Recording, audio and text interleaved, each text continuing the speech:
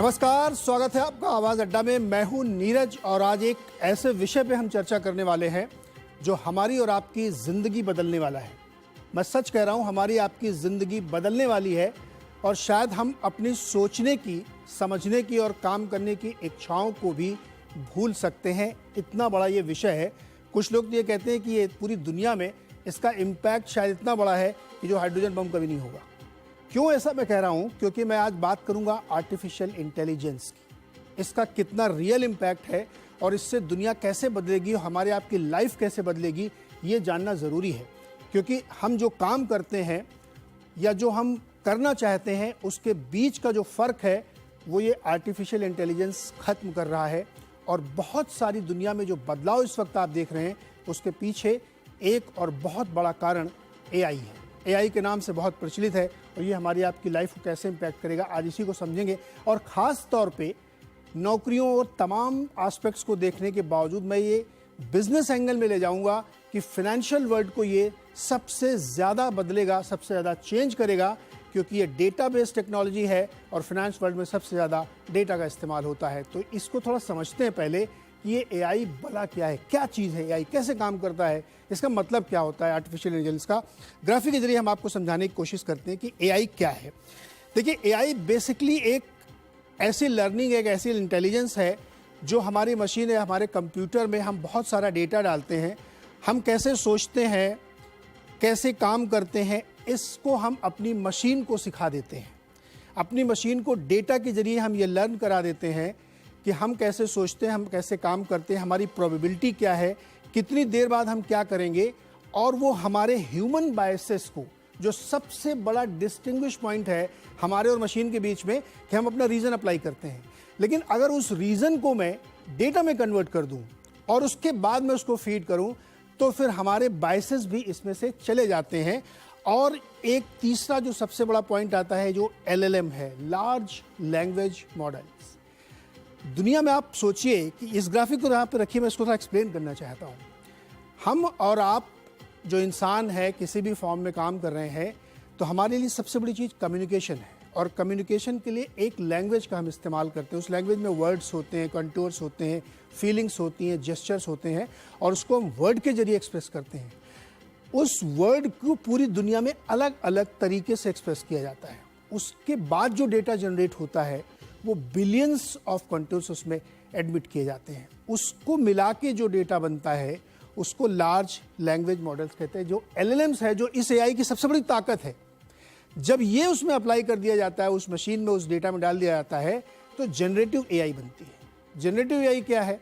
Generative AI के ज़रिए हम कंप्यूटर को सोचना सिखा सकते हैं, हम कंप्यूटर को इमेजिन करना सिखा सकते हैं, हम कंप्यूटर को डिज़ाइन करना सिखा सकते हैं, हम कंप्यूटर में इमेज बनाना सिखा सकते हैं, हम उसको बहुत सारी ऐसी चीज़ें सिखा सकते हैं जो हम और आप करते हैं। इसलिए LLM के ज़रिए फ्यूचर को प्रेडिक्ट करना बड़ा आसान है। अगर मैं ये कहूँ कि कल क्या होगा, ये कैसे हम जान सकते हैं?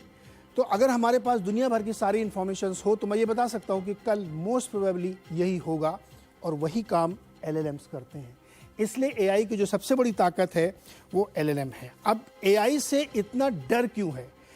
देखिए, आपने खबरें पढ़ी होंगी कि पूरी दुनिया में जो लोग एआई बना रहे हैं, जो इसके इन्वेंटर्स हैं, चाहे वो ओपन एआई के CEO खुद क्यों ना हो, इलान मस्क जो ओपन एआई के पहले फाउंडर थे, बाद में वो उससे एग्जिट ले गए, दुनिया भर के लोगों ने, 2,500 लोगों ने एक चिट्ठी लिखी कि मैंने जो बनाया मुझे उसी से डर लग रहा है।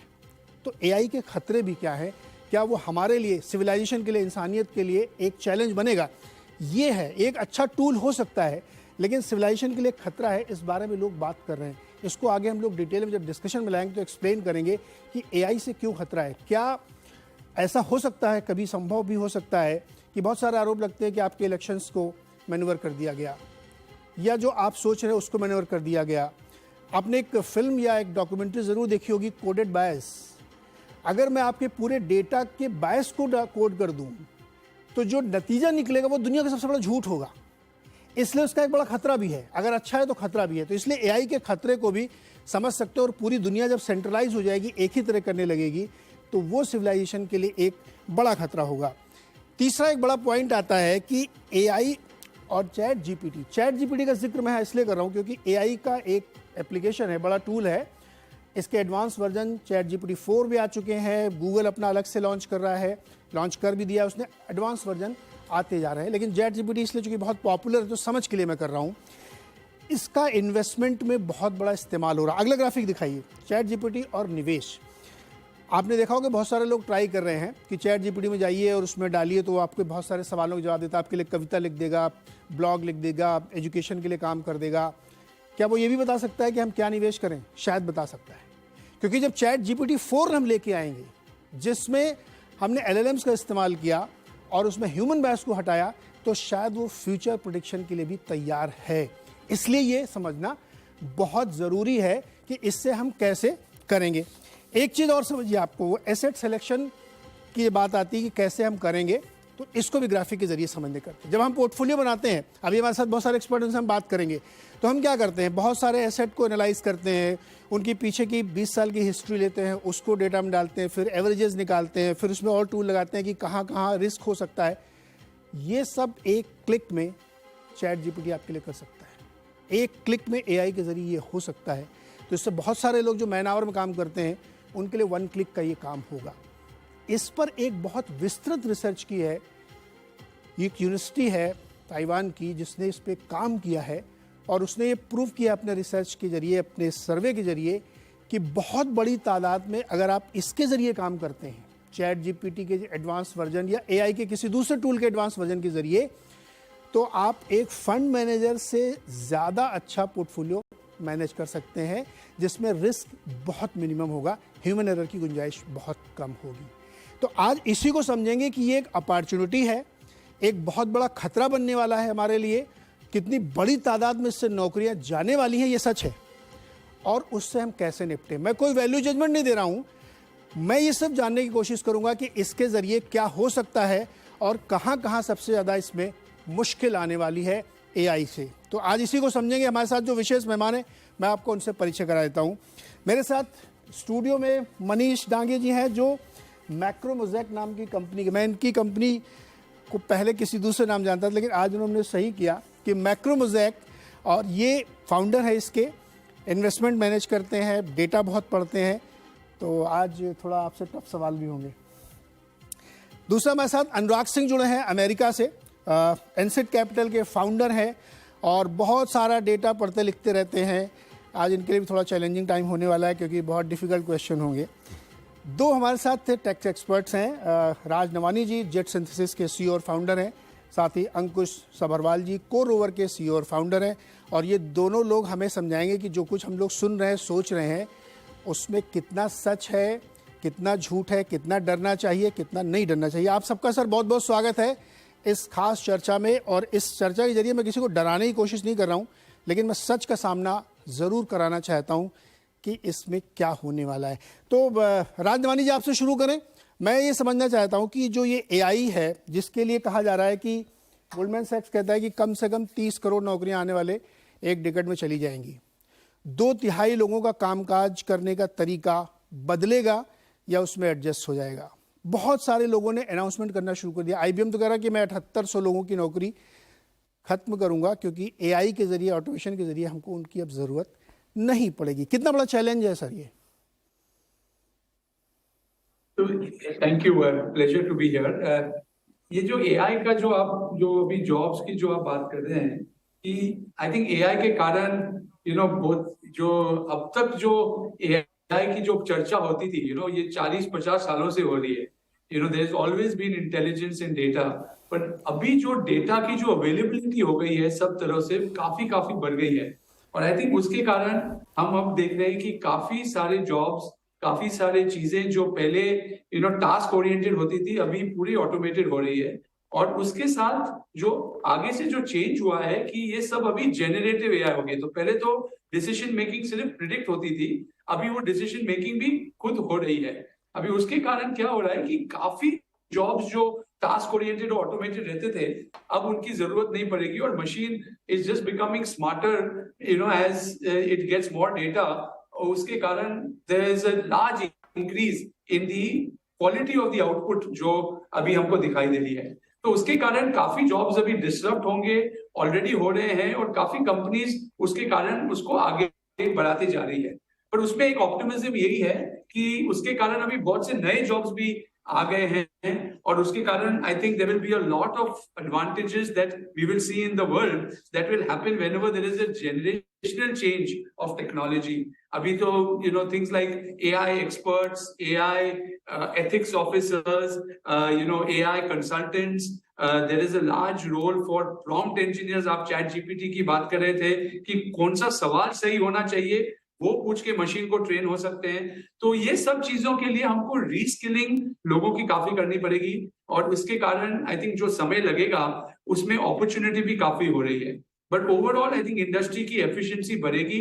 हर टेक्नोलॉजी जनरेशनल शिफ्ट में ये चीजें होती हैं. But overall I am very optimistic कि this is a positive development at a larger scale and as the models become better and the certain types of jobs जो निकल जाएंगे बट उसके कारण जो नए जॉब्स पैदा होंगे उसकी तरफ हमको फोकस करके आगे बढ़ना पड़ेगा. अंकुश, राज जी बहुत होपफुल है. मैं अगेन इस क्वेश्चन को दोबारा लाना चाहता हूँ. देखिए, एक इंसान क्या है, मैं मानता हूँ कि लैंग्वेज और इन्फॉर्मेशन के अलावा वो कुछ नहीं है. मेरे पास एक लैंग्वेज जिससे मैं अपने आप को एक्सप्रेस करता हूँ और मेरे पास कुछ इन्फॉर्मेशंस हैं, सूचनाएं जो मेरे दिमाग में फीड है. मैं तो सिर्फ यही हूँ. अगर मैं इसको कन्वर्ट कर देता हूँ एक मशीन को एक डेटा के कन्वर्जन में, तो मेरी क्या ज़रूरत है फिर? हम कितने भी होपफुल हो जाएं, मेरी ज़रूरत क्या है? या किसी और की, मेरे जैसे 4 लोग हैं, वो जो सोच रहे हैं, जो कर रहे हैं, वो बहुत ही stereotype run of the mill का काम है. अगर उन चारों को एसिमुलेट कर दें और उसको एक डेटा में कन्वर्ट कर दें, तो फिर एक बिगर चैलेंज खड़ा होगा बहुत सारे लोगों के लिए, बहुत सारे जॉब प्रोफेशंस के लिए. वो चाहे डॉक्टर हो, वो चाहे लॉयर हो, वो डेटा साइंटिस्ट हो, फाइनेंशियल वर्ल्ड के हो. ये डेंजर दिख रहा है यहाँ पे. इसलिए मुझे थोड़ा सा चिंता ये हो रही है कि मैं इसको बहुत सोच नहीं पा रहा हूँ कि आगे क्या होना. मैं कोई वैल्यू जजमेंट नहीं दे रहा हूँ कल क्या होगा. इसको लोग बहुत कंपेयर कर देते कि यार जब कंप्यूटर आया था तब भी सब लोग ऐसे कह रहे थे कि सबकी नौकरियां चली जाएंगी, लेकिन देखो उससे ज़्यादा जॉब क्रिएशंस हुई. लेकिन कंप्यूटर के उस एरा से और इस एरा के कंपैरिजन में बहुत डिफरेंस है sir. Ankush ji. Right, thank you Neeraj ji for inviting me. आपने काफी फिलोसफिकल चीज बोली और फैक्ट भी है. और मतलब हम हैं क्या, राइट, कि लैंग्वेज को अगर निकाल दिया जाए तो हम है क्या. और अगर मैं थोड़ा और सोचूं, और हमने समझ क्या लिया था अपने आप को, राइट.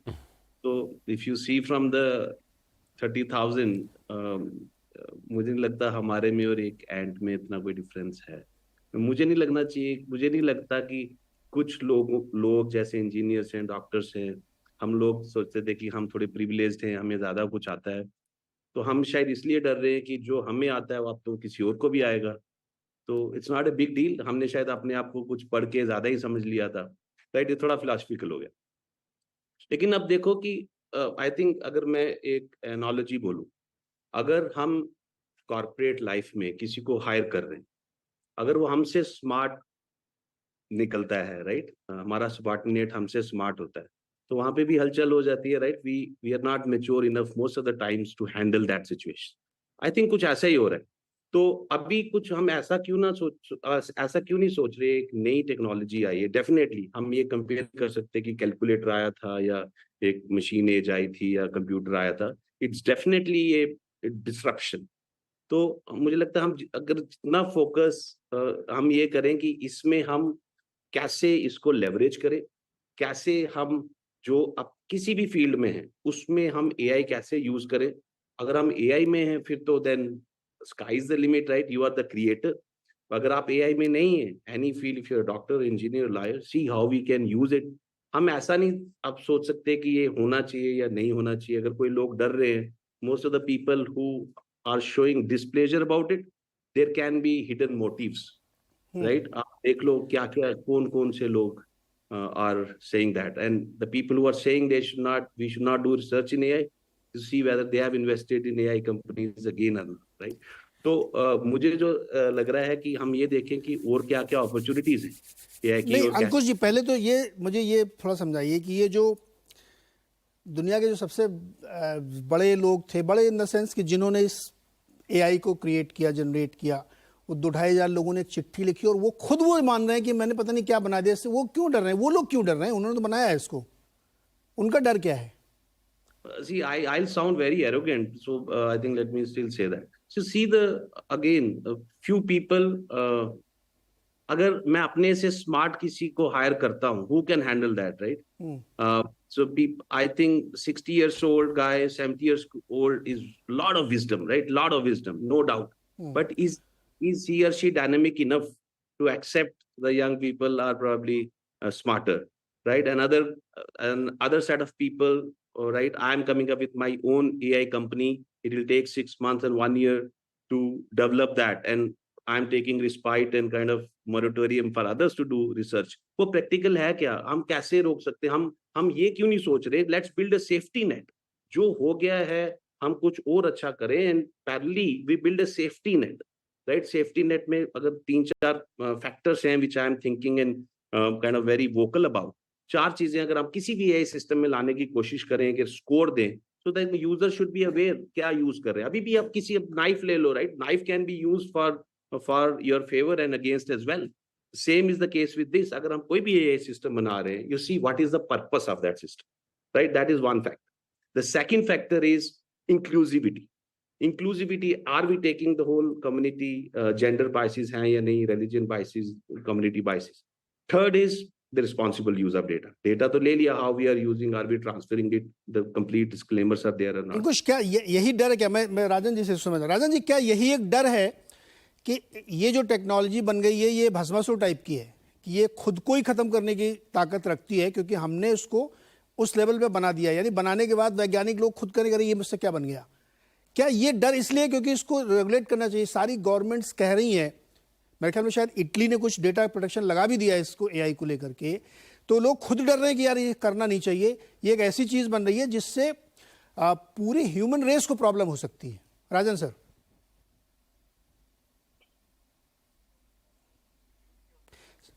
जी राज सर अनम्यूट कर लीजिए प्लीज। हाँ जी, नहीं आप जो बोल रहे वो करेक्ट डबल एज स्वॉर्ड होती है, यू नो AI इज, आप सही बोल रहे हैं कि जो टेक्नोलॉजी हमने काफी समय से देखे जो ट्रांजिशन होती जाती है, all of their uses you know as was mentioned can happen for you know the better और the worst.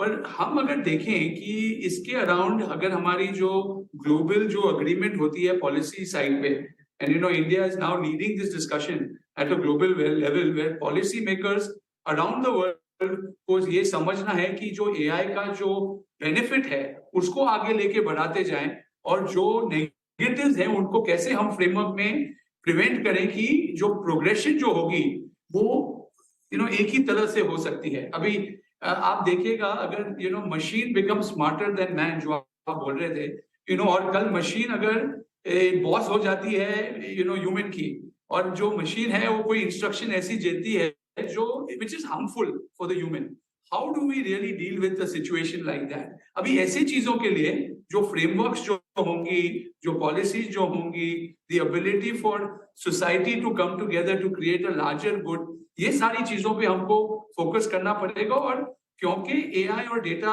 You know crosses across geographic borders, it is very important कि दुनिया के अलग अलग पॉलिसी मेकर्स भी सब साथ में बैठ के इसको एक तरह से इवैल्यूएट करें, और आई थिंक वो प्रोसेस अब शुरू हो गई है।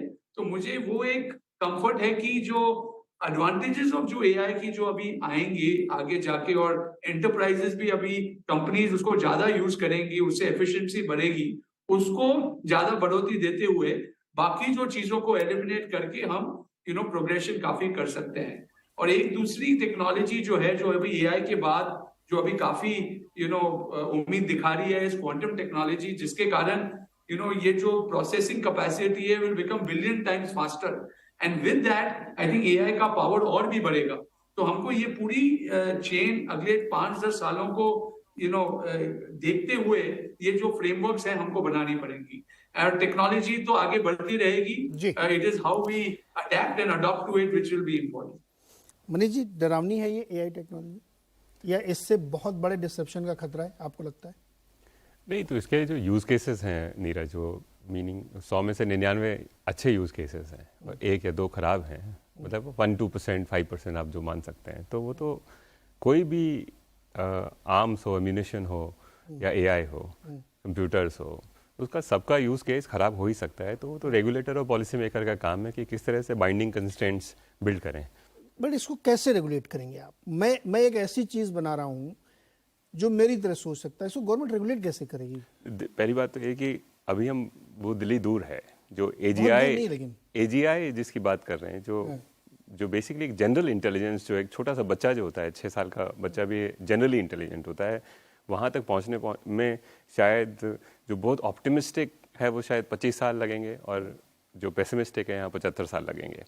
तो वो पॉइंट जिसके ऊपर ये कम्प्लीटली डिसरप्ट कर दे ह्यूमन सोसाइटी को, किल स्विच दबा दे, हमको डोमिनेट करे, हमको एनस्लेव कर दे, वो तो बहुत दूर है दिल्ली फिलहाल।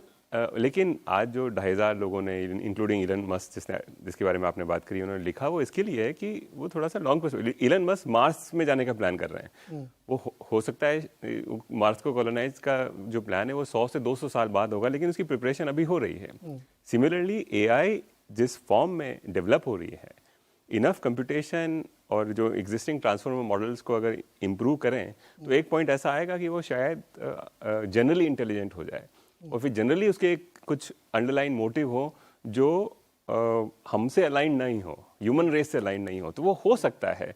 लेकिन उसके लिए पॉलिसी मेकर्स को दिल्ली, वाशिंगटन, बर्लिन, सबको इकट्ठा होकर के देखना पड़ेगा। लेकिन इसको रोक देना, ऑब्स्ट्रक्ट करना, एज ए कंज्यूमर तो मैं बहुत एक्साइटेड हूँ कि जो मैं कर पा रहा हूँ अभी एज ऑफ राइट नाउ, वो उसकी वजह से आई विल फील कि बस इट्स सो बैड कि आप इसको बंद कर दें। 1966 में एआई का पहला प्रयोग किया गया था। जी। ठीक है, एआई बहुत अलग अलग फॉर्म में बहुत तरह, अभी इसको नाम एआई दे दिया गया तो हम लोग अब एआई कर रहे हैं। दरअसल 1966 में ऐसे डेटा कोलिजन को यूज किए गए थे और साइंटिस्ट ने किया था। उसके बाद से लगातार बहुत सारी चीजें बढ़ी। अब इसको थोड़ा सा मैं इसलिए कह रहा हूँ, ये आपकी खासतौर पर फाइनेंशियल इंडस्ट्री में बहुत बड़ी चीज़ लेके आएगा, क्योंकि आप लोग डेटा से ही प्ले करते हैं, हम सारे लोग, फाइनेंशियल जर्नलिस्ट भी। मुझे तो अपनी नौकरी में लगता है कि मैं ऐसा कौन सा अनोखा काम करता हूँ जो कोई और जनरेटेड चीज़ नहीं कर सकती। सिंपल, बहुत ही मतलब प्लेन लैंग्वेज में कह रहा हूँ मैं। होता यह है कि जब आप बिग पिक्चर देखिए, पूरे 200 साल की हिस्ट्री देखिए, तो आपको कितने उसमें यूनिक आइडियाज दिखे हैं।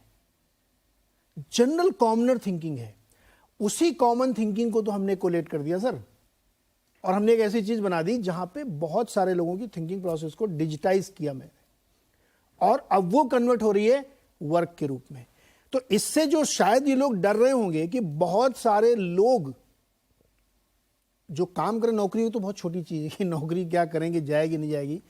हम आपकी लाइफ को कंट्रोल कर सकते हैं, हम आपके डिसीजंस को कंट्रोल कर सकते हैं। अगर हमको ये पता चल जाए कि मनीष जी कल क्या सोचने वाले हैं, और मनीष जी क्या सोचने वाले हैं ये अपने बैकग्राउंड नॉलेज पे सोचेंगे। वो अगर किसी बच्चे का एनालिसिस करिए, 15 साल का बच्चा, उसके 10 साल की हिस्ट्री को आप एनालाइज कर लीजिए, तो आपको पता चल जाएगा वो कैसे सोचता है। बिल्कुल, है ना। अपब्रिंगिंग से आप समझ जाता है उसकी थिंकिंग प्रोसेस क्या है। तो ये जब अगर आप करेंगे तो इसलिए तो शायद ये खतरा बन रहा है, फाइनेंस वर्ल्ड में खतरा बन रहा है, एडटेक में खतरा बन रहा है, ये बहुत सारे ऐसे काम में खतरा बनेगा जो शायद हमें रिडेंडेंट करेगा।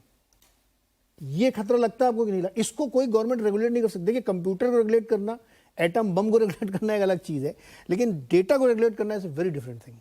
नहीं तो ये डेटा जो इतना अबंडेंट डेटा है एज ऑफ राइट नाउ, मैं आपको बताऊं एज ए एनालिस्ट और फंड मैनेजर, कि डेटा ज़्यादा है, मेरी कॉग्निटिव कैपेसिटी रिलेटिवली कम है। तो मैं हमेशा लैक ऑफ कॉग्निटिव कैपेसिटी, यानी कि ऐसा लगता है कि रात हो जाती है कि अब पूरा एसेस ही नहीं कर पाया। सच बता रहा हूँ मैं आपको, क्योंकि इतने मार्केट्स को आपको ट्रैक करना है, 50 तरह के रोज नए चार्ट आ रहे हैं, उसको कल जो देखा तो उससे रिलेट करना है, कितना एक्सेल शीट में कितना डेटा किस फॉर्म में आप करोगे, तो बड़ा थकान हो जाती है। देखिए, एक आम आदमी के पास में कंस्ट्रेंट्स होते हैं, कॉग्निटिव कंस्ट्रेंट होता है, एक समझ की शक्ति, समय का कंस्ट्रेंट होता है कि रात को सोना है। करेक्ट। एआई के पास दोनों नहीं है। तो उसकी वजह से मैं आज as of right now ChatGPT को, बार्ड को, खास करके चैट जीपीटी 4 को अपने इंटर्न की तरह से यूज कर रहा हूँ। मैं सच बता रहा हूँ आपको कि वो बहुत एक अच्छा लॉयल और बड़ा डिसिप्लिन इंटर्न, जो कई बार गलतियां करता है छोटी मोटी, जिसको लगता है कि मारपीट की जाए उसके साथ में, लेकिन फिर भी वो एक बड़ा अच्छा काम कर रहा है। और उसकी वजह से मुझे लगता है कि मेरे काम में जो एफिशिएंसी है वो काफ़ी सब्सटेंशियली इम्प्रूव हुई है, जिसको मैं आज के 100 साल पहले अगर मनीष डांगी को सोचता था कि वो चलो कहीं जापान में किसी कंपनी में इन्वेस्ट कर रहे हैं, तो मेरा एक ही था कि भाई पहले किसी जापानी को मिलो, उसके बाद में उससे पूछो, फिर उसको वहाँ की लाइब्रेरी को एक्सेस करो, वहाँ के डेटा को एक्सेस करो, वो सब अवेलेबल हो गया इंटरनेट में। लेकिन बियॉन्ड अ पॉइंट इंटरनेट को स्क्रैप करना, सोचना वो मुश्किल था। अब चैट जीपीटी से मैं डायरेक्टली जापान से रिलेटेड कुछ भी सोशो इकोनॉमिक पॉलिटिकल मैं पूछ सकता हूँ उससे, और वो मुझे जवाब दे देता है। तो वो 10 लोगों का काम उसने इजी कर दिया ना। 10 नहीं, अब देखिए, मैं एक पेशेंट हूँ, मैं डायबिटिक हूँ, तो अब मैं एक परसों अपने डॉक्टर के पास गया अपनी रिपोर्ट्स लेकर के, उसके पास में 7 मिनट भी नहीं है मेरे को देखने के लिए, जबकि मेरे पास में 15 साल की रिकॉर्ड है कि मेरा लिवर फंक्शन कैसे मूव हुआ है, किडनी फंक्शन कैसे मूव हुआ है। तो भाई आप उसको देखो आराम से, डॉक्टर के पास समय नहीं है। अगेन कॉग्निटिव कैपेबिलिटी है या नहीं पता नहीं उस डॉक्टर के पास, लेकिन समय की सीमा है। यही डेटा को मैंने अगर चैट जीपीटी में डाल दिया, डॉक्टर गुप्ता जीपीटी में, तो वो उसको प्रोसेस करके कम से कम बता पा रहा है कि हुआ क्या है। एग्जैक्टली, मतलब यही तो मैं कह रहा हूँ। अब मैं आपको दिखा रहा हूँ कुछ लोगों ने क्या बोला। देखिए डॉक्टर गुप्ता जीपीटी जो है ना, वही थ्रेड बन रहे हैं अभी। देखिए बहुत सारे लोगों ने, अब ग्राफिक में देखिए, अब मैं इसको मैं एक्सट्रापोलेट करता हूँ आपके फाइनेंस वर्ल्ड में, और अनुराग जी आपके पास आता हूँ मैं। लोगों ने क्या क्या बोला है कि इसके जरिए क्या हो सकता है। अब ये अरविंद कृष्णा जी हैं, इनकी हमने बात बताई, ये कह रहे हैं कि IBM हायरिंग बंद करेगा और तकरीबन अपनी 20-25% लोगों की कमी करेगा, क्योंकि अब वो AI के जरिए काम कर सकते हैं। उनको नहीं चाहिए 7800 लोगों को वो निकाल देंगे या उनकी भर्तियां कम करेंगे। ये IBM का बयान है। दूसरा दिखाइए इसके बाद, जिन्होंने, मतलब ये वैनगार्ड फंड है जो बहुत ही बड़ा एक फंड है, उन्होंने जो डेटा दिया है ना, वो सुन के तो सचमुच में डर लगता है। वो दूसरा वाला दिखाइए। टिम बैकले कहते हैं कि AI इंडस्ट्री में क्रांति लेके आएगा, खासतौर पे जनरेटिव AI। और जैसे ही उसमें LLM का डेटा यूज करेंगे जो अबेंडेंस में है, तो उससे क्या होगा कि ये इन्होंने अपने एग्जाम्पल से बताया कि इनका जो इस समय मार्केट अंडर एसेट मैनेजमेंट है वो $7.2 ट्रिलियन का है, और 2000 से लेकर के ये 14 गुना हो चुका है, लेकिन एम्प्लॉय सिर्फ 2 गुने से कम हुए हैं। अब आप सोचिए कि आपका बैलेंस शीट 14 टाइम्स बढ़ गई है, लेकिन एम्प्लॉय नहीं बढ़े आपके। यही तो मैं एस्टेब्लिश करने की कोशिश कर रहा हूं कि अभी तो हमको ये लग रहा है कि वो कम लोगों को इस्तेमाल, मैं इसको फिर दोबारा क्लियर कर रहा हूं लोगों के लिए। सिर्फ नौकरी का इशू नहीं है यहाँ पे कि उन्होंने कम भर्ती के इसलिए हमको डरना चाहिए। वो रूल कर रहा है, वो हमारे आपके जैसे सोचने की शक्ति रखता है। और भी लोगों के बयान लाइए जो डराने वाले हैं। ये जो गार्टनर की जो लेटेस्ट रिपोर्ट है, जो एकदम ताज़ा रिपोर्ट, अभी आप जाके पढ़िए, जो कह रहे हैं जनरेटिव AI से ऑपरेटिंग मॉडल्स बदल जाएंगे। और उन्होंने सर्वे किया है दुनिया भर के CEOs के अक्रॉस द सब कॉन्टिनेंट्स में। तो अगर ये सारी चीज़ें हो रही हैं, अनुराग जी, आपके देश में सबसे ज़्यादा तूफान मचा हुआ है, और ये 6-7 कंपनियां आपके यहाँ हैं जो वही सब लोग ये सब काम कर रहे हैं। मेरा सवाल आपसे भी यही है कि क्या ये एक ऐसी क्रांति आने वाली है, न सिर्फ से नौकरियां कम होंगी, रादर ये हमारी आपकी लाइफ को कंट्रोल भी करेगा, और फाइनेंस वर्ल्ड में तो बहुत ही भूचाल आएगा। सो नीरज जी, आपको सारे गेस्ट को नमस्कार और कॉम्प्लीमेंट स्पेशल, बिकॉज आपने ये सब्जेक्ट बड़ा डिफरेंट हटके चुना है। और आपने जब सब्जेक्ट बताया तो मैंने भी कुछ रिसर्च करने की कोशिश की और पॉइंट्स रखने की कोशिश करता हूँ। देखिए, कुछ बातों को हम गौर नहीं करते हैं, लेकिन Tata steel employed about 120,000 people just to generate 3 million tons of steel। ये 90s की बात है तकरीबन, डेटा कुछ इधर उधर हो सकता है, बट तकरीबन 1 लाख से ऊपर लोग उनको चाहिए थे 3 मिलियन टन स्टील के लिए। आज वो 20 मिलियन टन स्टील जनरेट करता है, एम्प्लॉयमेंट उसके पास तकरीबन 80,000 का ही है। तो देखिए, कैपेसिटी 6 टाइम्स बढ़ गई है, लेकिन एम्प्लॉयज आधे हो गए, और करीब 30-40% कम हो गए। इस रेवोल्यूशन को लोग मिस कर गए नीरज। वो इसलिए मिस कर गए क्योंकि ब्लू कॉलर जॉब्स जब जाते हैं ना, तो उनकी आवाज नहीं आती, समवेयर उनको वो वॉइस मिलती नहीं है। यूएस में बहुत सारी ये जो एफिशिएंसी 60s 70s से आ रही है और 80s में जो आ रही है, इससे ब्लू कॉलर जॉब्स का बेतहाशा लॉस हुआ है, लेकिन उनकी आवाज लोगों को सुनाई नहीं दी ज्यादा। इसके ऊपर उन्होंने आउटसोर्सिंग के से भी जॉब्स लूज किए हैं टू अदर चीपर कंट्रीज, तो वो भी आवाज कम सुनाई दी, जो अब लोग उसको रेज कर रहे हैं। इससे थोड़ा पीछे जाइए नीरज, जॉब्स लॉसेस ऑटोमोबाइल्स आने के बाद में हॉर्सेस के भी हुए थे, बट घोड़ों की आवाज होती नहीं, तो वो हमें बिल्कुल ही सुनाई नहीं दी। लोग कह रहे हैं कि AI is a similar disruption for the white collar jobs, और अब इसकी आवाज हमें बहुत पहले से सुनाई देनी शुरू होगी, because the voice of the white collar jobs is very loud, और वो सब मीडिया में और तमाम जगह पे रहे, और तभी हम इसकी चर्चा कर रहे हैं. बट मेरा जो जजमेंट है नीरज, मुझे ऐसा लगता है कि this is going to disrupt the same way the white collar jobs, जो ब्लू कॉलर जॉब्स को ऑटोमेशन ने डिसरप्ट किया. 2-3 एग्जांपल्स नीरज बात करता हूं. एक प्रोफेसर यहाँ पर न्यूयॉर्क यूनिवर्सिटी के प्रोफेसर कह रहे थे कि मेरे सवालों के आंसर एआई ने वो आंसर्स दिए जो मेजॉरिटी स्टूडेंट्स से मुझे नहीं मिलते हैं. This is a New York university, right? कोई छोटी मोटी यूनिवर्सिटीज की बात नहीं हो रही है. सो यू कैन इमेजिन कि किस किस्म का वैल्यू एड वो कर पा रहा है. आपने बात की इंफॉर्मेशन एंड लैंग्वेज की. I would just add one more thing. Most white collar jobs today Neeraj are, देखिए इंफॉर्मेशन का डिस्ट्रप्शन गूगल ने कर दिया था. So information is there. Humans organize this information and structure it and then produce a first level outcome. वो humans की value थी. AI उस चीज को डिस्टर्ब कर रहा है. तो अल्टीमेटली wherever आपको इंफॉर्मेशन गूगल में थी, आपको ऑर्गेनाइज करके काम की इंफॉर्मेशन निकाल के और एक स्ट्रक्चर्ड आउटपुट देना है. That is what AI will do. तो वहां पे I would say Neeraj about 70 to 80% jobs, white collar jobs, are actually largely doing this. Manish ji ने बात की वो रिपोर्ट्स की. देखिए 15 साल की रिपोर्ट्स को खंगाल के एक एनालिसिस देना, ये ह्यूमंस भी एक्यूरेटली नहीं दे पाएंगे, and AI can do it very perfectly. उसके बाद उसको एक डॉक्टर एनालाइज कर सकता है एंड रूल आउट के ठीक है ये शायद गलत आउटपुट आ गया, and then AI can learn from there, right? ऐसे ही लीगल ड्राफ्ट्स में आप जाइए, बहुत सारे लीगल ड्राफ्ट्स जो बन रहे हैं, तकरीबन this is all just very basic clerical work which can all B disrupted bye AI. Financial world में देख लीजिए, anywhere where people are collecting information and then organizing it and then doing very high level first cut analysis, they are all getting disrupted. Price Waterhouse Coopers कह रहा है, तकरीबन Goldman सैक्स ने भी कहा कि करीब 18% जॉब्स वर्ल्ड के अगले 10 साल में एलिमिनेट हो जाएंगे. ये बातें नीरज हो रही है व्हाइट कॉलर जॉब्स में मोस्टली. हाँ, इस बार खतरा किसको नहीं है? ब्लू कॉलर जॉब्स को खतरा इस बार नहीं है. They will not be disrupted, right? And that's why, और थोड़ा रिपोर्ट्स को थोड़ा ध्यान से भी पढ़ना चाहिए नीरज. कई बार जैसे प्राइस वाटरहाउस कूपर कहता है कि, या आई थिंक गोल्डमैन ने कहा है कि ये इंडिया वगैरह को ज्यादा डेंजर नहीं है क्योंकि इंडिया में वो डिसरप्शन नहीं होगा. But when they are saying India, understand कि वो देख रहे हैं कि 50% जॉब्स तो एग्रीकल्चर वाले हैं, वो एआई क्या डिसरप्ट करेगा, right? Finally Neeraj, I think एक छोटा सा एनालिसिस कल फेडरल रिजर्व से आया, federal reserve of US, right? कल उनकी एक रिपोर्ट आई, मैं हैरान था देख के. दे हैव एनालाइज्ड के और नेचुरल लैंग्वेज प्रोसेसिंग उन्होंने यूज किया on Twitter data and some other secondary data, and उसको एनालाइज किया उन्होंने, and they plotted the corporate bond yield spreads, and they are saying it is perfectly correlated. वो report है, मैं वो report को उसका पढ़ नहीं पाया. मैंने वो रिपोर्ट पढ़ी है. मैंने वो रिपोर्ट पढ़ी है.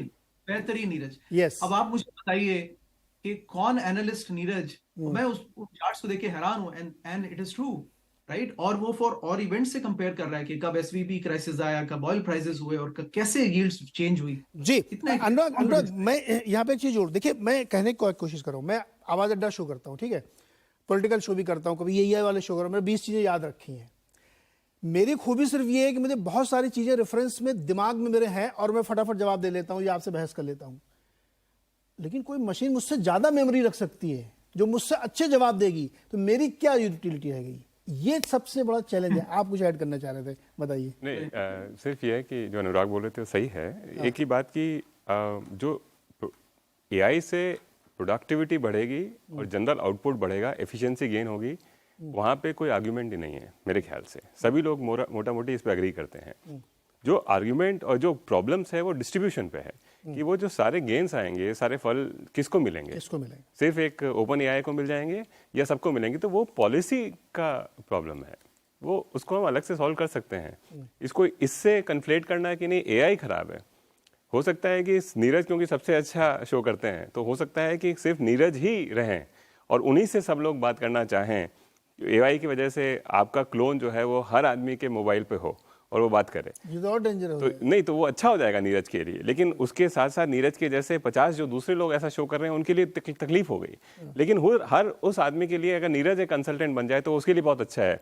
लेकिन अब नीरज की इनकम जो है वो अभी $1 मिलियन है, वो 100 मिलियन हो गई। तो अब पॉलिसी का प्रॉब्लम है कि उस 100 को 25% पे टैक्स ना करें, 70% पे टैक्स करें। वो मतलब वो बेसिक लैंग्वेज में कहते के शेप वाला फिर इशू खड़ा होगा। और इसको मैं कहूँगा कंसंट्रेशन है, डेटा सॉवरेंटी क्रिएट होगी। और डेटा सॉवरेंटी किसी भी देश के लिए बहुत खतरनाक हो सकती है ना। वो अभी मैं इसको अब एक छोटा सा ब्रेक करने में प्रोड्यूसर साहब लेता हूँ, उसके बाद मैं एक्सप्लेन करता हूँ। जाते थे एक चीज़ बोलता हूँ जिसको जो प्रीमाइस सेट करेगी नेक्स्ट लेवल के डिबेट में। नेटफ्लिक्स कहता है कि स्लीप मेरा कंपटीशन है। आप जितना कम सोएंगे उतना ज़्यादा OTT सीरीज देखेंगे, और जितना ज़्यादा सोएंगे नेटफ्लिक्स के लिए आप कंपटीशन क्रिएट कर रहे हैं। मैं ये कहता हूँ कि जितना फाइनेंशियल लिटरेसी बढ़ेगी उतना ज़्यादा PMS और फंड मैनेजर चलाने वालों के लिए कंपटीशन क्रिएट होगा, चैलेंज होगा। मेरे को मालूम हो जाएगा ना, तो फिर मैं PMS या फंड की सर्विसेज क्यों लूँगा। और मेरी मदद के लिए AI आ रहा है। मैं इसी बात को इस्टेब्लिश करने की कोशिश कर रहा हूँ। छोटे से ब्रेक के बाद चर्चा को आगे बढ़ाता हूँ।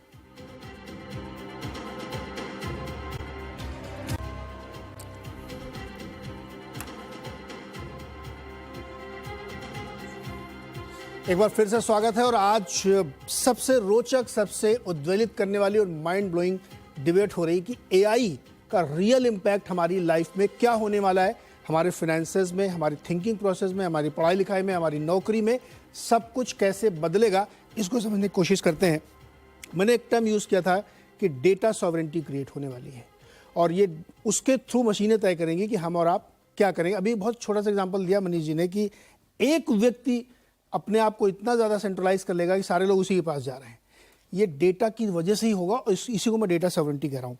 फिर एक चीज़ मैंने कही थी कि आप का जो नॉलेज है वही आपकी यूनिकनेस है, और अगर उसको मैं डिसेंट्रलाइज कर दूँ, उसको मैं कमोडिटाइज कर देता हूँ, तो आपकी यूनिकनेस खत्म हो जाएगी। जैसे मैंने कहा कि स्लीप अगर नेटफ्लिक्स के लिए कंपटीशन है, तो फाइनेंशियल लिटरेसी फंड मैनेजर के लिए कंपटीशन है। अब मेरे को सब पता चल गया कि कहाँ पैसा लगाना है, किस एसेट क्लास में लगाना है। और मैं थोड़ा अगर फाइनेंस बैकग्राउंड का नहीं हूँ तो ChatGPT-4 सब मुझे बता देंगे कि इस समय किस एसेट क्लास में लगाना है।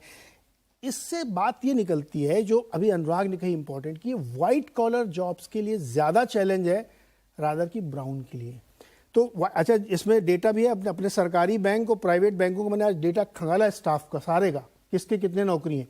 अफसर्स की नौकरियाँ कम हुई हैं, बैलेंस शीट डबल, अफसर की नौकरी कम, क्लर्क की नौकरी थोड़ी बढ़ी है, लेकिन उतनी नहीं बढ़ी जितनी बैलेंस शीट बढ़ी है। ये RBI का डेटा, कोई भी इसको चेक कर सकता है। लेकिन महत्वपूर्ण प्रश्न पे आते हैं, अपने टेकीज के पास चलते हैं। पहले राजन नवानी सर, क्या एक खतरा जो मुझे लगता है इसमें, उसमें मुझे आपका एक्सपीरियंस शेयर करिएगा।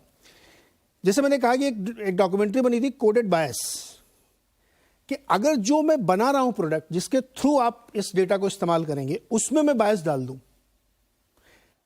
अब मैं US को उदाहरण देता हूं, वरना मैं कंट्रोवर्सी में फंस जाऊंगा।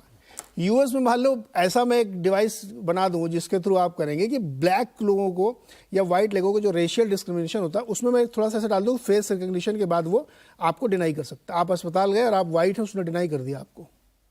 Is it possible?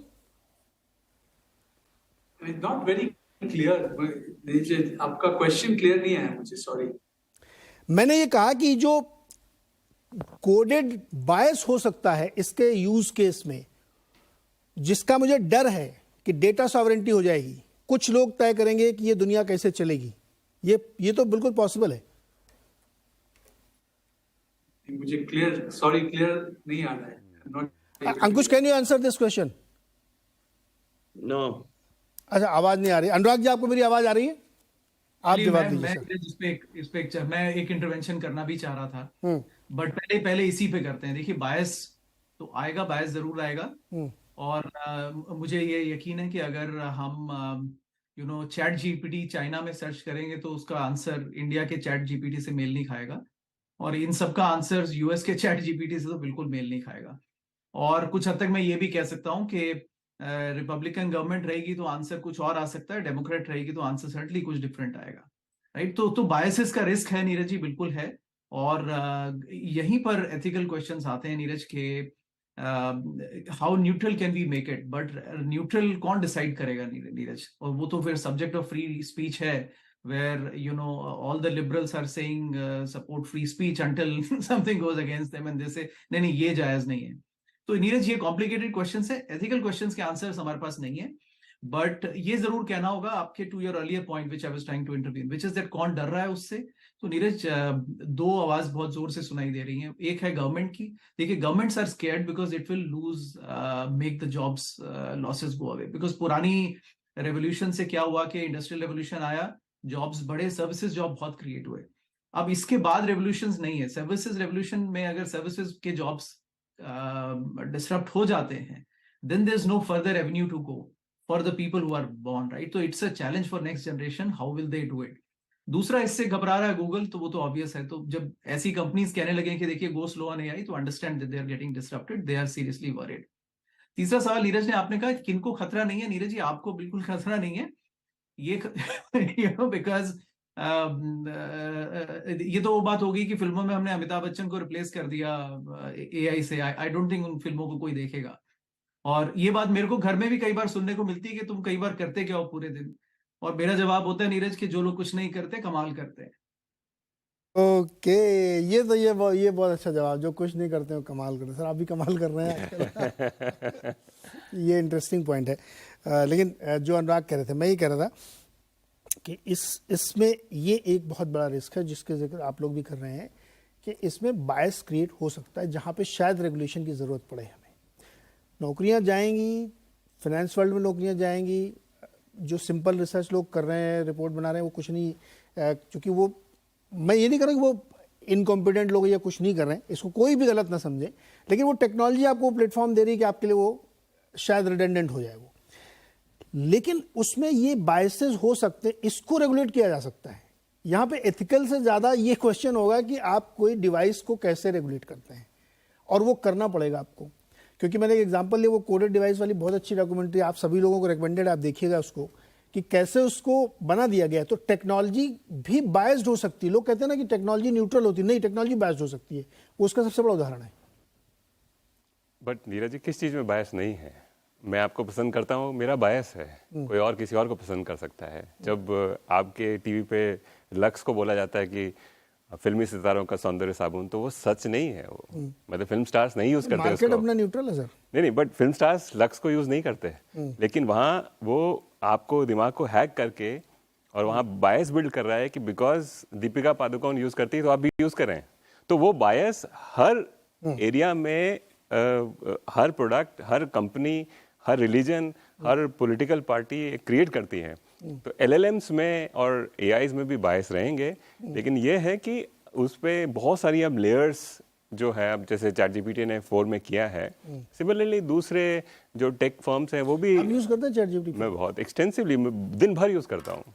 और मैं सच बता रहा हूँ, मैंने आपको पहले ही बताया कि मैं सीआईओ था एक म्यूचुअल फंड का, आज के डेट 2.25 साल पहले तक, और 15-16 साल तक मैंने वहाँ काम किया. तो मैं आपको एक छोटा सा सेटअप बताता हूँ अगर आपके समय दें तो. हाँ, बिल्कुल, बोलिए. कि हम लोग ना 10-12 एनालिस्ट जो के साथ में बैठते थे, और कुछ कंपनी का डेटा प्रेजेंट किया जाता था या कोई मैक्रो डेटा प्रेजेंट किया जाता था.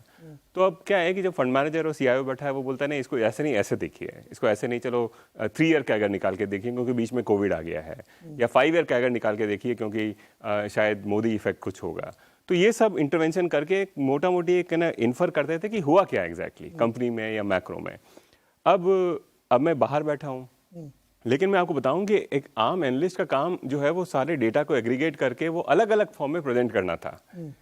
अब मैंने जैसे बताया कि मेरा एक अच्छा छोटा सा इंटर्न है, वो चैट जीपीटी है ना. मैं उसको सुबह से शाम तक, आज मैंने सुबह बता रहा हूँ, मैं सुबह उससे पूछा कि भाई, क्योंकि मैं एक चीज़ पे रिसर्च करना चाह रहा हूँ कि भाई कैपिटल गेन जब चेंज होता है, क्योंकि मुझे लगता है कि हिंदुस्तान में होगा, तो उससे अलग अलग देशों में जब कैपिटल गेन चेंज हुआ है, वो उससे मार्केट पे क्या फ़र्क हुआ है, ये मेरी आस्क है. तो मैंने पूछा कि भाई फ्रांस में, जर्मनी में, यूएस में कब कैपिटल गेन चेंज हुए हैं, तो उसको टेबुलेट कर दिया चैट जीपीटी ने. फिर उसको मैंने पूछा कि बस वहाँ से -1 ईयर और +1 ईयर के अंदर टोटल रिटर्न S&P 500 का या अलग मार्केट्स का क्या था. तो उन दोनों को टेबुलेट करके मैंने उससे पूछा कि स्टैटिस्टिकली सिग्निफिकेंट है नहीं है. तो उसने एक बेसिक वर्क किया और उसने मुझे बताया कि है या नहीं है. तो मेरे लिए एक बहुत बड़ा जो 7 दिन का काम था, वो 15 मिनट के अंदर मैंने इसको इन्फर कर दिया कि भाई capital gain is statistically insignificant. तो ये काम जो है वो मैंने आपको छोटा सा सीन दिया कि जब मैं 10 एनालिस्ट के साथ में बैठता था और मैं क्वेश्चन करता था, और जो एनालिस्ट इतनी मेहनत करके डेटा कैप्चर करके और फिर एक्सेल के ऊपर नीचे करके ठंडा गर्म करके बताता था, वो ये बच्चा मेरा अच्छे से कर रहा है। 15 मिनट में कर दिया।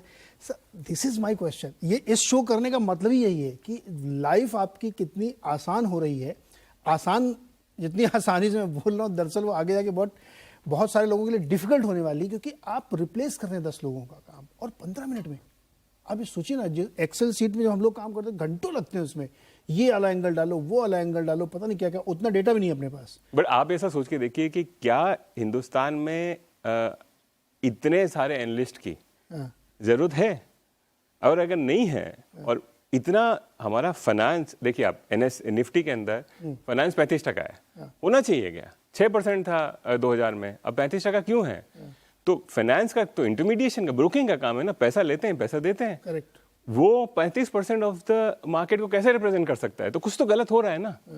तो कुछ और रिप्रेजेंट करना चाहिए, शायद मैन्युफैक्चरिंग होना चाहिए, कहीं हमारे यहाँ एनवीडिया होना चाहिए। तो मेरा बच्चा जो खुद IIT कर रहा है, वो एक एल्गोरिथमिक फर्म के अंदर जाने की बजाय मैं उसको चाहता हूँ कि भाई वो कोई जाके कुछ फैब्रिकेट करे कोई चीज़ को। वो तभी करेगा जब मेरे जैसे लोग उसको हायर करने को तैयार नहीं होंगे ना। आप समझे मेरी बात?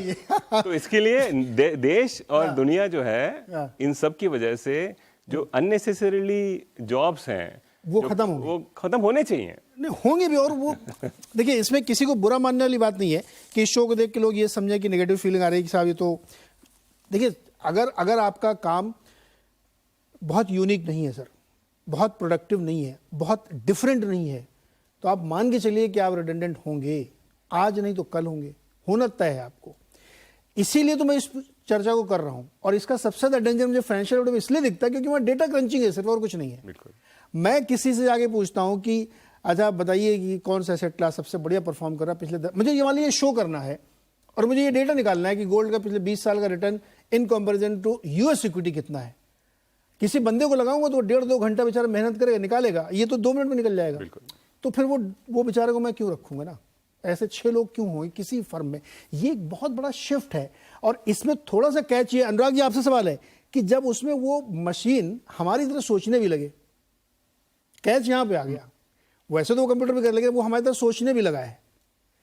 क्योंकि अब जो चैट जीपीटी या जिसमें ह्यूमन इंटेलिजेंस डाला जा रहा है, अभी तक तो मशीन थी, अब वो मशीन अपने आप सोचेगी भी। प्रॉब्लम यहां पे। अनुराग, आप भी यूज करते हैं क्या चैट जीपीटी 4 या कोई और भी जो भी टूल्स अवेलेबल है? नहीं तो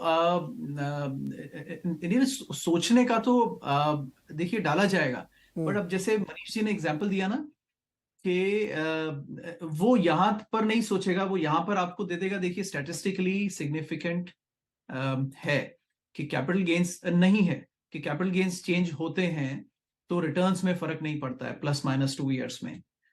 बट वो ये नहीं बताएगा कि देखिए ये रिटर्न्स इसलिए नहीं फर्क पड़ा क्योंकि इंटरेस्ट रेट्स गिर रहे थे और उसने रेट्स को बम्प अप कर दिया तो मार्केट में रिटर्न्स समझ नहीं आए, या फिर फंड फ्लोज बढ़ गए और लिक्विडिटी आ गई तो स्टॉक प्राइसेस जंप हो गए, राइट? तो इस तरह के एनालिसिस नीरज जो है वो तो फिर हर इंसान नहीं कर रहा है नीरज।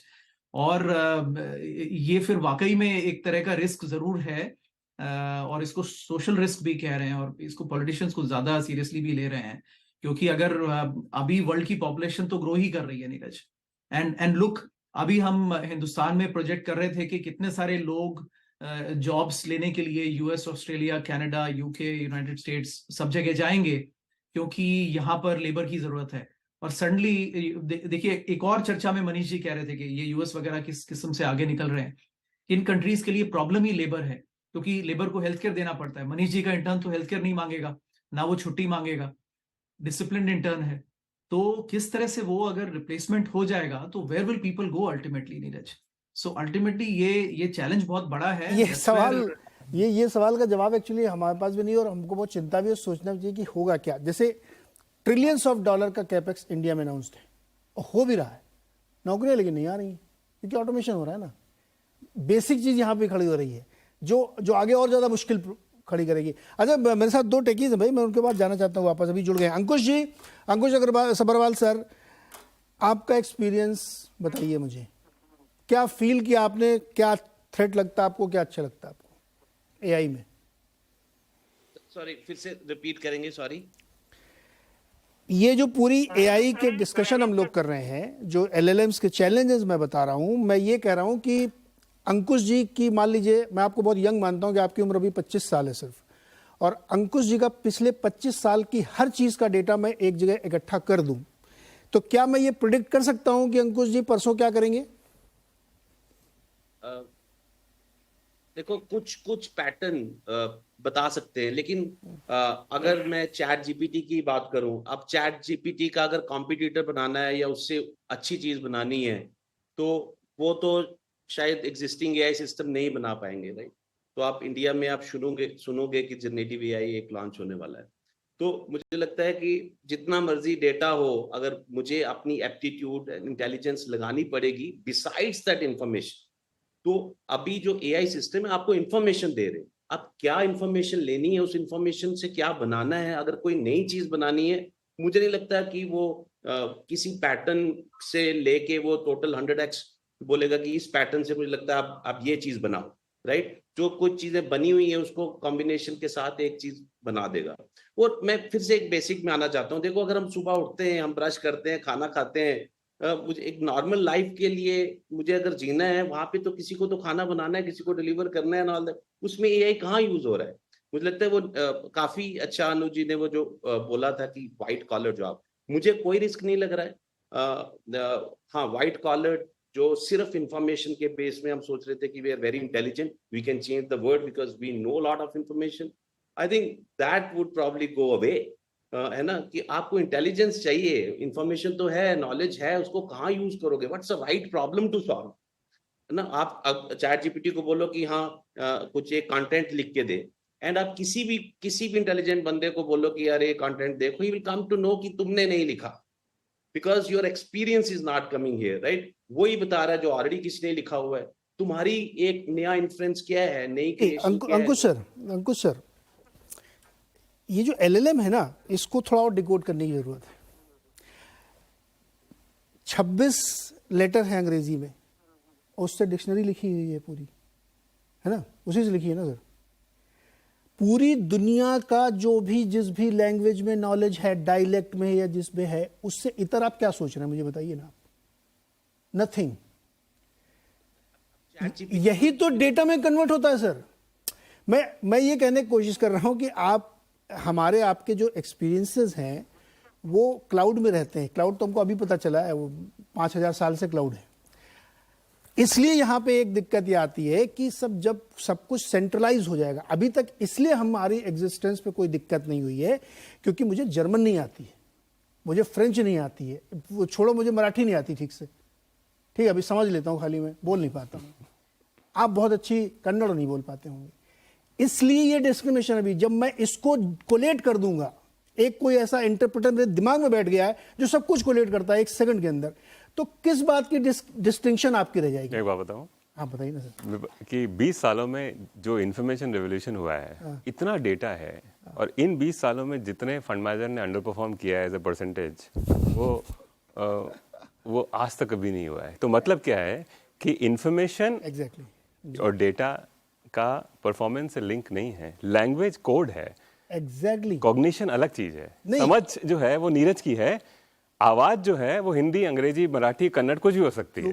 क्योंकि मराठी और कन्नड़ का जो डेटा है वो बिकॉज ऑफ लैंग्वेज बैरियर हम उसको ले नहीं पा रहे हैं, इसलिए वो एलएलएम यहाँ पे आता है। एलएलएम को और डीप में आप डिकोड करेंगे तो आपको समझ में आएगा। एलएलएम लैंग्वेज जब कहता है तो लैंग्वेज मतलब नहीं मराठी में कुछ चलने लगेगा, जो डीप मराठी में डेटा अवेलेबल है correct. वो ये कन्वर्ट करके यहाँ लेता है। अच्छा, समय एकदम कम हो रहा है। राजन नवानी सर, फाइनल कमेंट आपका सर, डरना चाहिए कि नहीं डरना चाहिए? नहीं, आप एक बहुत ही एफिशिएंट सवाल आपने पूछा है, कि ऑफ कोर्स करना चाहिए। I think it is definitely something जो आज हो ही रहा है, अगर आप और हम चाहें या नहीं चाहें। पर आपकी जो पॉइंट थी वो बहुत आइडियल वर्ल्ड में आप बोल रहे हैं, जो परफेक्ट वर्ल्ड, फ्रिक्शनलेस वर्ल्ड में सबका डेटा सबके साथ होगा और उसके बेसिस पे सब डिसीजन होंगे। पर जो ह्यूमन एवोल्यूशन है ना, और ह्यूमन की जो कैरेक्टरिस्टिक्स हैं, और अगर हम बिलीव करें कि this is been over many life times, there is a lot of other intrigue that is there. आप और हम सबका फंक्शन एक ही जैसा होता है, पर हम दिखते अलग हैं, जी हम सर। बोलते अलग हैं, बहुत से सटल डिफरेंसेस हैं। और आई थिंक ये जो ह्यूमन एवोल्यूशन जो है वो ऐसी है कि ऑटोमेटिकली जो एआई से जो कॉमनैलिटी होगी, Correct. उससे बढ़कर ह्यूमन जाके उसका एवोल्यूशन होगा, वो भी फेथ हमको होना चाहिए। वो इसको आई थिंक discriminate करेगा। शॉर्ट टर्म में जो इशू है जी सर। वो definitely one has to address it correctly. हाँ। We have to be able to see how we can, create the right ecosystems where all stakeholders come together to analyze the impact. Right, But sir. over a long term, मेरे हर technology generational shift में जब भी हुआ है, नए jobs नए तरीके से, हाँ, मतलब एक evolution की theory आएगी। हमेशा हुआ है। Correct. वो राजन सर, optimism के साथ मैं इस जर्नी में आगे बढ़ना एक एवोल्यूशन की चाहूंगा। थ्योरी आएगी। दुनिया भी साथ में मुझे उसको शो खत्म बढ़ेगी करना for है, sure। मैं सिर्फ एक बात बताते हुए खत्म कर रहा हूँ। एक फिल्म आई थी जीरो डार्क 30, वो फिल्म सिर्फ इस बात पे बनी थी कि जिस दिन उसने पहली बार डेटा यूज किया ह्यूमन कुरियर से, वो डेटा में गया, वो उसका काउंटडाउन शुरू हो गया था। अब अगर इस बात को आप डिकोड कर लेंगे तो आप समझ जाएंगे कि मैं ये क्या कह रहा हूं और इस शो का क्या मतलब है। लेकिन बहुत बहुत शुक्रिया आप सब लोगों का सर, एक बहुत ही अच्छी चर्चा हुई। उम्मीद करता हूं लोगों को ये बात समझ में आएगी। डराने का कोई उद्देश्य नहीं था, केवल एनालाइज करने का उद्देश्य था। बहुत बहुत शुक्रिया हमारे साथ जुड़ने के लिए।